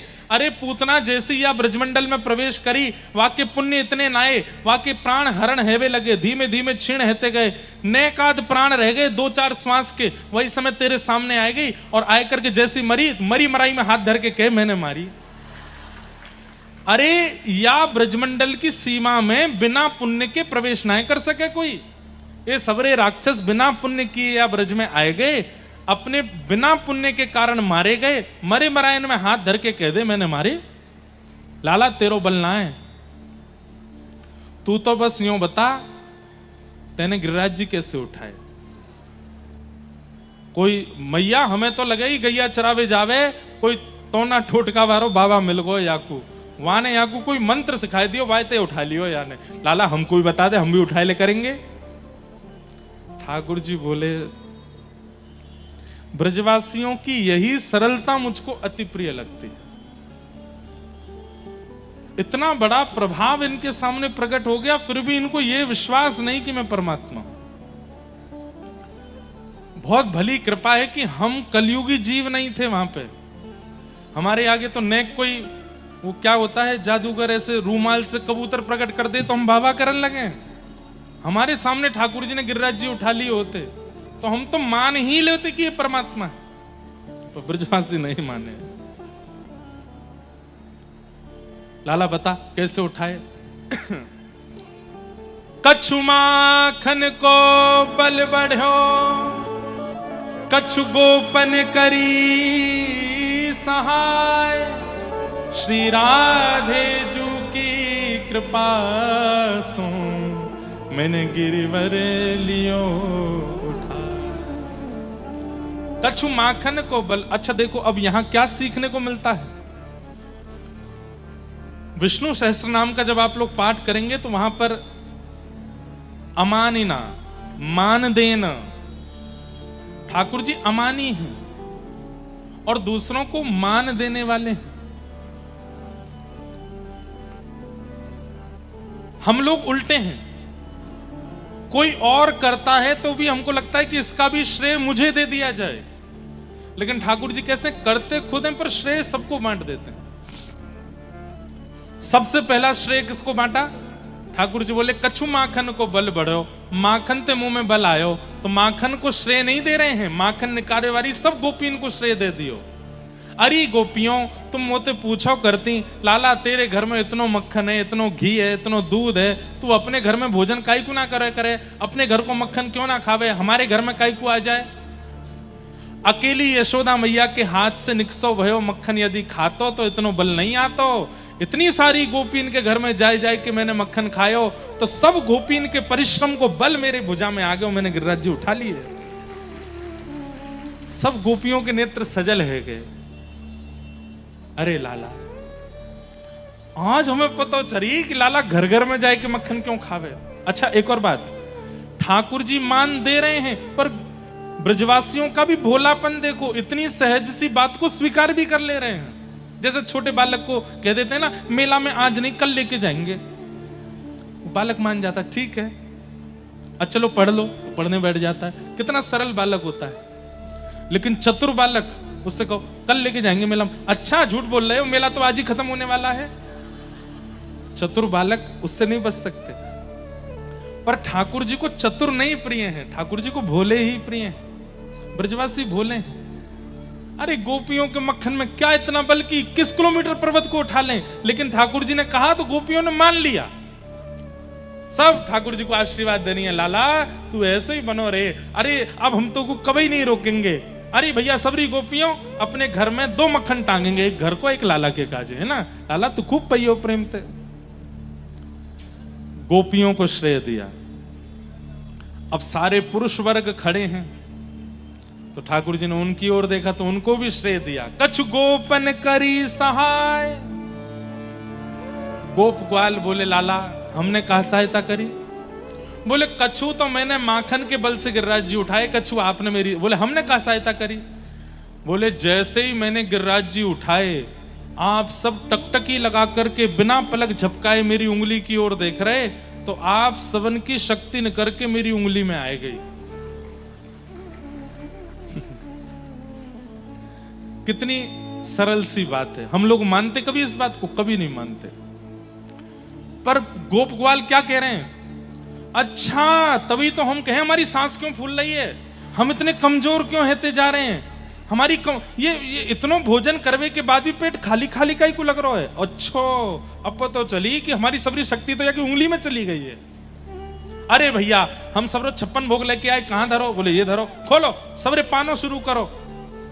बोले काय को? बोले हम पामेंगे, हम में शक्ति बनेगी, फिर हम लाला को देख लेंगे, तो हमारी शक्ति फिरते चली जाएगी। कितने भोले हैं ब्रजवासी। कछु माखन को बल बढ़्यो, कछु गोपन करी सहाय, और श्री राधे जू की कृपा सो मैंने गिरिवर लियो उठाए। श्री राधे जू की कृपा सो मैंने गिरिवर लियो उठाए। तो श्रीनाथ जी दिख रहे हैं, ये गिरवरधारी गोवर्धन नाथ जी, इनके नेत्र सदा नीचे ही रहे में। क्यों?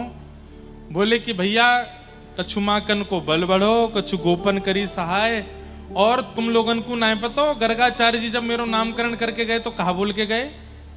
गर्गाचार्य जी कह के गए, यशोदा मैया ये जो तुम्हारो लाला कन्हैया है ना, या कि अहलादनी शक्ति को जन्म भयो है वृषभानु बाबा के यहाँ, तो जब कभी भी तुम्हारो लाला कोई विशेष लीला करे, वह समय किशोरी जी को या के पास लाए के ठाड़ो कर दियो, तो उनकी समस्त शक्ति यहाँ में आ जाएगी, और उनकी शक्ति से तुम्हारो लाला कभी पराजय नहीं होगा, पराजित नहीं होएगा। तो आप सबन की तो कृपा है ही, परंतु वृषभानु नंदिनी किशोरी जी मेरे सामने खड़ी हैं और मैं इनको निहार रहा हूं, तो इनकी कृपा से मैंने गिरिराज जी उठाए लीने हैं। श्री राधे जू की कृपा से मैंने गिरिवर लियो उठाए। एक बार भी श्रेय अपने ऊपर नहीं लिया, आपसे आपसे आपसे आपसे, मेरा बल नहीं है, आप सबकी कृपा से मैंने उठाए। और सब ब्रजवासी आनंद में भर गए, सब आनंद में भर करके लाला को आशीर्वाद देने लगे। 7 दिन 7 रात्रि तक ठाकुर जी ने गिरिराज जी को धारण करके रखा, और 7 दिन बाद जब इंद्र को पता चला कि मैंने बहुत बड़ा अपराध किया है, तब भगवान वर्षा बंद हुई, ठाकुर जी ने गिरिराज जी को पुनः नीचे पधरा दिया, और ठाकुर जी को नाम गिरवरधारी है गयो। गैयाओं ने आकर के भगवान का दुग्धाभिषेक किया, नाम गोविंद पड़ा, ठाकुर जी का नाम गोविंद हो गया। और इंद्र ने आकर के भगवान से क्षमा याचना की। पिता गुरुस्त्वं जगतामधीशो दुरत्ययः काल उपात्त दंड, हिताय स्वेच्छा तनुभि समीहसे, मानम विधुन्वन जगदीश मानिना।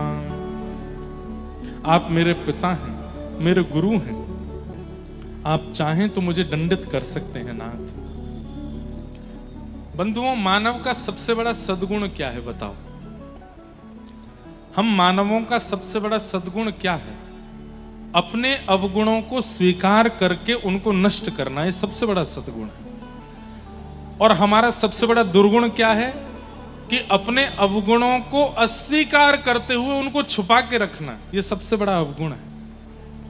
कई लोग होते हैं, उनकी गलतियां बता दी जाती हैं तो वो लोग नाराज हो जाते हैं। आपकी हिम्मत कैसे हुई ऐसा बोलने की? हम तो बिल्कुल ऐसे नहीं है। तुम होंगे, तुम्हारे पिताजी होंगे, तुम्हारे दादाजी होंगे ऐसे, हम तो नहीं है ऐसे।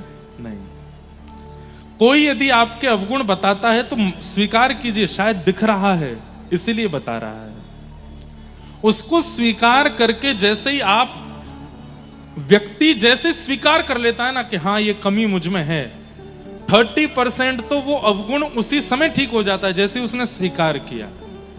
लेकिन जब वो अस्वीकार करता है, मतलब ये तो वही बात हो गई कि शीशे के सामने गए, शीशे ने बता दिया कि तुम्हारी आंखें विचित्र हो रही हैं, बाल विचित्र हो रहे हैं, तो आपने शीशा ही तोड़ दिया। चल झूठ बोलता है, मैं तो बहुत सुंदर हूं, मैं सब कुछ बढ़िया है, तू अवगुण क्यों बता रहा है? भाई अवगुण यदि बताया गया है तो उसको सुधारने का प्रयास करो, उसको स्वीकार करो कि हाँ मुझ में ये अवगुण है। पर कई लोग हैं वो जिद पर अड़ जाते हैं और कभी अपना अवगुण स्वीकार नहीं करते। उसका क्या होता है? वह अवगुण बना ही रहता है, उनका कभी त्याग नहीं करता।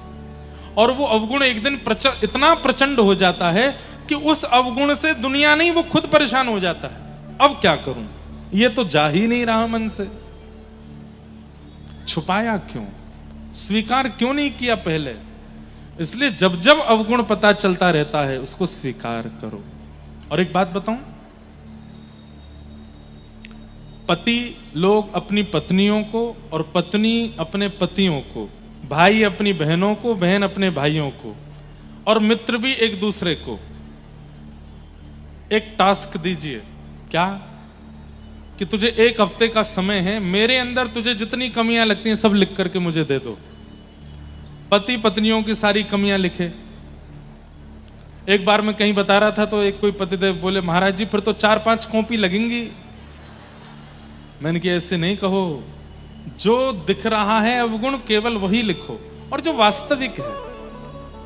पत्नी पति के लिखे, पति पत्नी के लिखे, भाई बहन के लिखे, बहन भाई के लिखे, लेकिन कसम हो एक दूसरे की, क्या बड़ा चढ़ा के नहीं लिखोगे कि वो चिढ़ जाए सामने वाला। जो एक्चुअल है वो लिखो, और फिर एक दिन एक दूसरे को कॉपियां प्रदान कर दो हंसते हुए, और एकांत में बैठ करके फिर खोल के उसको देखो क्या क्या लिखा है मेरे बारे में। कई अवगुण ऐसे होते हैं जो हमको नहीं दिखते पर सामने वाले को दिखते हैं हमारे अंदर। फिर उस अवगुण को देख करके आंख बंद करके सोचो ये अवगुण है, स्वीकार करो, अगले दिन से ही उस पर काम करना शुरू करो, शुद्ध बनना प्रारंभ करो। देखेंगे कि 2-4 महीने में वो अवगुण खत्म हो जाएगा, नष्ट हो जाएगा। ऐसे करना प्रारंभ करो।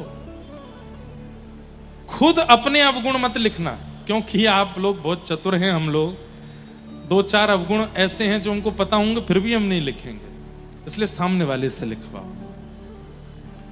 अवगुणों को स्वीकार करना ये सबसे बड़ा सद्गुण है। इंद्र ने आकर के अपना अवगुण स्वीकार किया, भगवान ने उसको क्षमा किया और क्षमा करते हुए कहा, अभिमान मुक्त होकर के अपनी सेवा करो, जाओ इंद्र तुम्हें क्षमा करता हूं। और इंद्र गए। आगे एकादशी व्रत की महिमा बताई गई और फिर रास पंचाध्याय का प्रसंग आया। भगवान पिता रात्रि शरदोत्फुल्ल मल्लिका विक्षरन्तुं मनश्चक्रे योग मायामुपाश्रित। बहुत सावधानी से सुनो, सब लोग इधर देखो। रस और रास ये 2 भाव हैं। मैं लगभग बताऊं, मैं इनके बारे में बताया करता हूं। रास की परिभाषा हम लोग गलत जानते हैं। हम लोगों को पता है कि रास का मतलब क्या है, नृत्य। नहीं, नृत्य का मतलब रास नहीं होता। रस और रास ये 2 शब्द हैं और दोनों शब्दों का अर्थ क्या है। बहुत सरल भाषा में कहूं तो आप मंदिर जाते हो, ये रस है। आप वृंदावन जाते हो, आप गिरिराज जी जाते हो, आप गोवर्धन जाते हो, जगन्नाथपुरी जाते हो, आप ठाकुर जी के सन्मुख जाते हो, ये रस है। पर आपकी भावना से प्रसन्न होकर कभी ठाकुर जी आपके घर आ गए, ये रास, ये रास है। भक्ति का पथ क्या है, जो व्यासपीठ का नाम है भक्ति पथ, इसका डेस्टिनेशन क्या है, इसका अंतिम गंतव्य क्या है। पथ मतलब रास्ता, रास्ता का कुछ तो अंत होगा। रास ही अंत है। अभी हम रस में हैं, हम कर रहे हैं, हम सेवा कर रहे हैं, हम ठाकुर जी को पुकार रहे हैं, हम भावना कर रहे हैं। पर किसी दिन ठाकुर जी आ जाएं, वो रास है, वो रास है। इसलिए रस से रास की यात्रा को कहते हैं भक्ति पथ।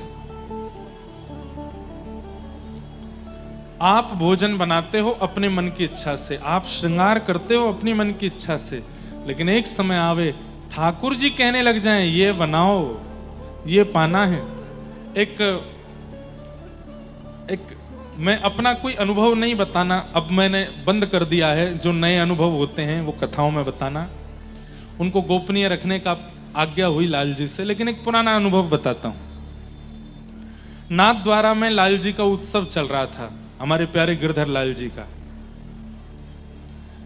तो गिरधर लाल जी का हर साल उत्सव होता है 11 से 17 जनवरी। ठाकुर जी का जन्मोत्सव भी है और अब इस साल से ठाकुर जी का ब्याहुला, 14 को जन्मोत्सव, 15 को ब्याहुला। तो अब अगली साल चित्रकूट धाम में है 11 से 17 जनवरी। तो 14 को तो नंदोत्सव होगा और 15 को विवाह उत्सव, लाल जी के विवाह की वर्षगांठ होगी। तो नाथ द्वारा में ठाकुर जी का उत्सव चल रहा था। बहुत ध्यान से सुनिएगा सब लोग। तो हमारे एक मित्र हैं, उनसे मैं फोन पे भगवत चर्चा बहुत देर तक कर लेता हूं। उनको भी भगवत अनुभव कभी कभी स्वप्न आज्ञा आदि होती रहती है। तो नाथ द्वारा में वो मुझको फोन कर रहे थे, लेकिन मैं इतना व्यस्त था कि फोन ही नहीं उठा पा रहा था।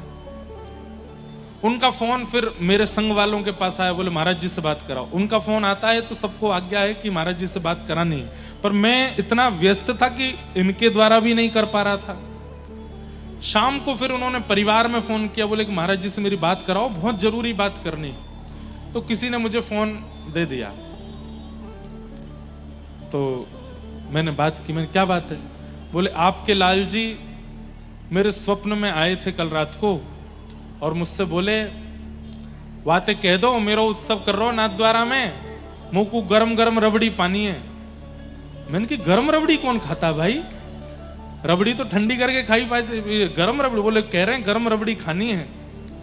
बोले आपने रात में मेरा फोन नहीं उठाया तो मैंने दिन में फोन किया, वो दिन में सेवा के बाद में थोड़ी देर सोया तो फिर से मेरे स्वप्न में आ गए। मुझसे बोले तू कहना रहा हो बातें, मुंह को रबड़ी खानी है।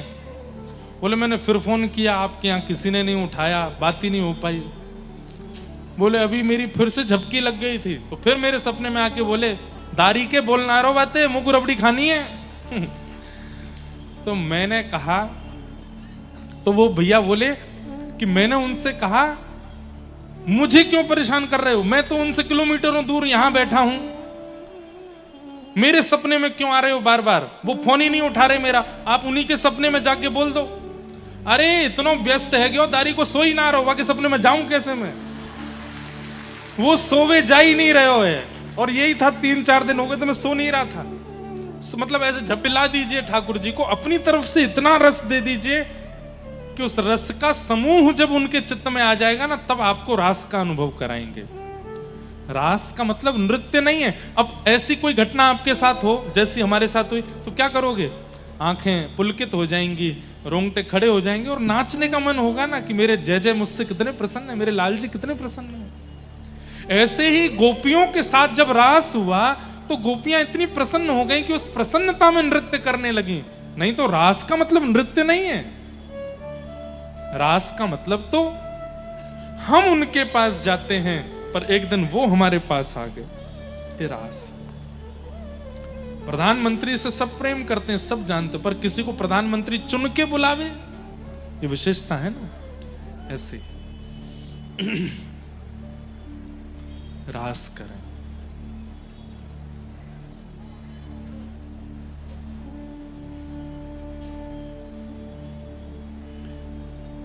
भगवान पिता रात्रि। समझ गए रास का मतलब क्या है? अब सुनो, अब आप लोगों को संशय नहीं होगा रास में।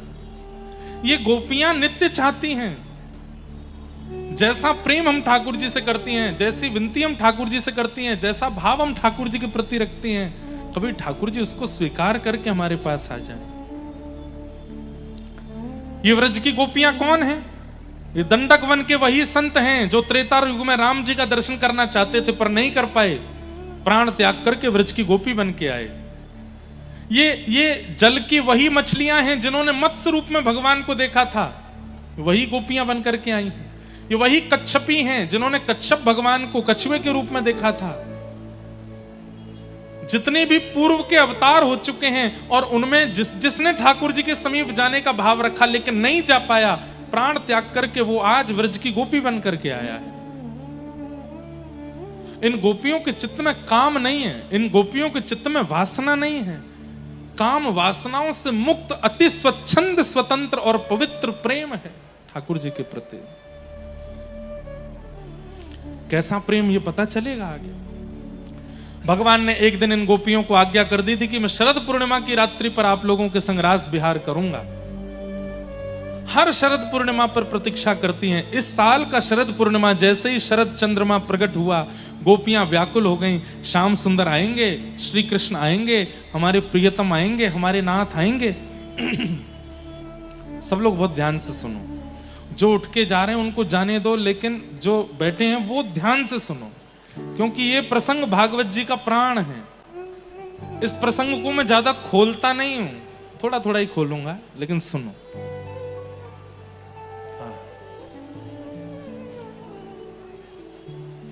भगवान ने आज्ञा दी थी कि मैं शरद पूर्णिमा की रात्रि पर आपके साथ रास करूंगा। अब ये गोपियां सब जान चुकी हैं कि हम कोई स्त्री नहीं है, हम किसी पुरुष की पत्नी नहीं है, हम किन्हीं बालकों की मां नहीं है। सबको अपने पूर्व जन्म की याद है कि ये राम बन के आए थे, तब भी हमने इनको प्रियतम रूप में मांगा था। ये परशुराम बन के आए थे, तब भी हम इनको चाहते थे। अन्य अन्य रूपों में हम इनको प्राप्त करना, अरे कहां तक कहें वेद के मंत्र भी गोपियां बन करके आए हैं व्रजमंडल में। सब ठाकुर जी को पाने आए।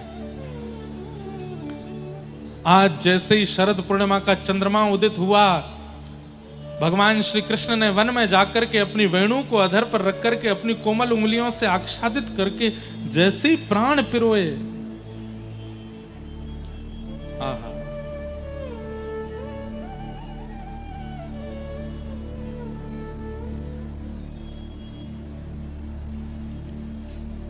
निशम्य गीतम तदनंगवर्धनम व्रजस्त्रिय कृष्ण गृहीत मानसा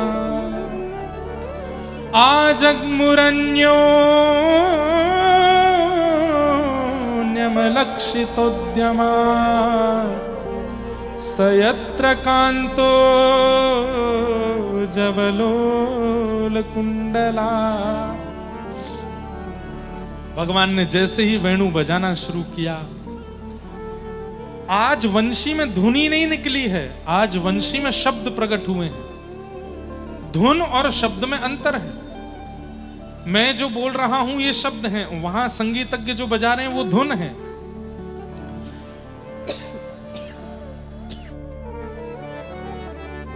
लेकिन आज वंशी में धुन नहीं है, वंशी में शब्द है। और वो शब्द केवल उन गोपियों को सुनाई दे रहे हैं जो कृष्ण प्रेम में उन्मुक्त हैं। उन गोपियों के कान में वो शब्द जाते हैं और जाकर कहते हैं, चल गोपी, श्याम सुंदर कदम्ब वृक्ष के नीचे तेरी प्रतीक्षा कर रहे हैं। और वो गोपी उसी समय अपने सारे कार्य भारों को छोड़कर के वहां से दौड़ पड़ती है कृष्ण मिलने के लिए। मानो जैसे अभी तक तो गोपियां जैसे नाटक कर रही थी गोपी होने का, अब पता चल गया कि हम जीवात्मा हैं, वो परमात्मा हैं, दौड़ पड़ी हैं। कोई तत्परता से पति को भोजन करा रही है, कोई कह ही नहीं सकता कि अभी इसी वक्त छोड़ के भाग जाएगी। उसी समय कानों में शब्द आया, अरे गोपी कृष्ण तेरी प्रतीक्षा कर रहे हैं। वो गोपी तुरंत दौड़ी। कोई अपने बालक को खिला रही थी, जैसे ही कानों में स्वर आया बालक को वहीं छोड़ करके दौड़ी। कोई अपना श्रृंगार कर रही थी, आधे श्रृंगार में दौड़ने लगी। असंख्य गोपियां उस चंद्रमा की छांव में और यमुना जी के तट पर एकत्रित हो गए हैं। सुखदेव जी के मन में, परीक्षित के मन में एक संशय आ गया और परीक्षित ने वो संशय करके पूछ लिया कि नाथ, ये गोपियां भगवान श्री कृष्ण के प्रति कांत भाव रखती हैं। कांत मतलब पति। और भगवान के प्रति कांत भाव रखने में कहीं ना कहीं सूक्ष्म काम भी आ जाएगा। क्या भगवान इन गोपियों को स्वीकार करेंगे? और क्या इन गोपियों को ऐसी भावना ठाकुर जी के प्रति रखनी चाहिए जिसमें तनिक काम प्रकट होता हो? बहुत ध्यान से सुनिएगा। परीक्षित का प्रश्न समझ गए? ये गोपियां ठाकुर जी के प्रति कांत भाव रखती हैं, पति की भावना रखती हैं, और पति भाव रखने में तनिक काम प्रकट चित्त में होता है। क्या ठाकुर जी के प्रति ये भावना रखना अपराध नहीं है, पाप नहीं है? तो सुखदेव जी ने यहां डांटते हुए उत्तर दिया कि उक्तम पुरस्तादे तत्ते चेद्य सिद्धिम यतागतः द्विषन्न ऋषिकेशम किमुता दोक्षज प्रिया। परीक्षित, कंस भगवान को गालियां देता है और मृत्यु के बाद मुक्ति को प्राप्त कर लेता है, वहां किसी के चित्त में प्रश्न नहीं आता। रावण भगवान की पत्नी का हरण करके भगवान के साथ युद्ध करके मृत्यु के बाद मुक्ति को प्राप्त कर लेता है, वहां किसी के चित्त में प्रश्न नहीं आता। शिशुपाल 100-100 गालियां रोज भगवान को देता है और मृत्यु के बाद मुक्ति प्राप्त कर लेता है, वहां प्रश्न नहीं आता। पूतना पयोधर में विष लगा करके भगवान को पिलाती है, मृत्यु के बाद यशोदा की गति प्राप्त करती है, वहां कोई प्रश्न नहीं आता। और ये गोपियां भगवान से प्रेम करती हैं और प्रेम करके यदि भगवान की प्रियसी बन रही हैं तो तुम्हारे चित्त में प्रश्न आ रहा है। ठाकुर जी को गाली देने वाला, बैर करने वाला, युद्ध करने वाला, ठाकुर जी के प्रति विरोध बुद्धि रखने वाले को जब मुक्ति मिल सकती है, तो ये गोपियां यदि ठाकुर जी से प्रेम कर रही हैं तो इसमें तुमको दोष क्यों लगता है? और रही बात, ये सब उन लोगों के लिए जो कभी अपने घर में सेवा करने वालों के प्रति प्रश्न उठाते हैं। अरे भगवान को ऐसे गोद में लेके घूमते हैं, भगवान को ऐसे बच्चे की तरह झुनझुना दिखाते हैं, भगवान को, ये सब क्या? वो भगवान है भाई। अरे आओ ब्रजमंडल में, परमात्मा को यहां प्रियतम बनाया जाता है, परमात्मा को यहां लाला माना जाता है। हमारे बिहारी जी में आज भी घंटी नहीं बजती आरती में, क्यों? छोटा सा लाला है, घंटी जोड़ते बजेगी तो डर जाएगा। आज भी बिहारी जी की मंगला नहीं होती, 7:30-8 बजे ठाकुर जी की सुबह की आरती होती है। क्यों? लाला है, धीमे धीमे उठेगो, जल्दी थोड़ी उठेगो, छोटो लाला है। जब भगवान से बैर करने वाले मुक्ति प्राप्त कर लेते हैं तो गोपियां तो प्रेम करती हैं ठाकुर जी से। आज खुल के कह रहे हैं, प्रेम नाम की वस्तु यदि कहीं घटेगी तो केवल कृष्ण के साथ। संसार में अगर प्रेम घटाया तो बदले में धोखा ही मिलने वाला है, बदले में केवल निराशा ही मिलने वाली है, बदले में उस प्रेम को निचोड़ करके उसको बर्बाद करके दे दिया जाएगा। प्रेम के बदले प्रेम नहीं मिलेगा। केवल कृष्ण हैं जो प्रेम का सही प्रत्युत्तर देना जानते हैं, और कोई नहीं जानता। संसार के प्रति प्यार कर सकते हो, संसार से स्नेह कर सकते हो, संसार से प्रिय भाव रख सकते हो, पर प्रेम नहीं कर सकते। प्रेम तो केवल कृष्ण। मीराबाई जब अपने जीवन के अंतिम समय में द्वारिका में थी, उस समय मेवाड़ में अकाल पड़ गया था। क्यों? क्योंकि इस भूमि मेवाड़ ने मीराबाई का अपमान किया। भक्त अपराध के कारण मेवाड़ में अकाल पड़ गया। और ये बात जब वहां के राजा को पता चली तो ब्राह्मणों को भेजा कि मीराबाई को लेकर के आओ, वे जब तक यहां नहीं आएंगे यहां का अकाल दूर नहीं होगा। ब्राह्मण जाके अनशन पर बैठ गए द्वारिका में और मीराबाई से कहने लगे कि आप चलो, सावधानी से सुनना। मीराबाई कहती मैं यही करती रहूं,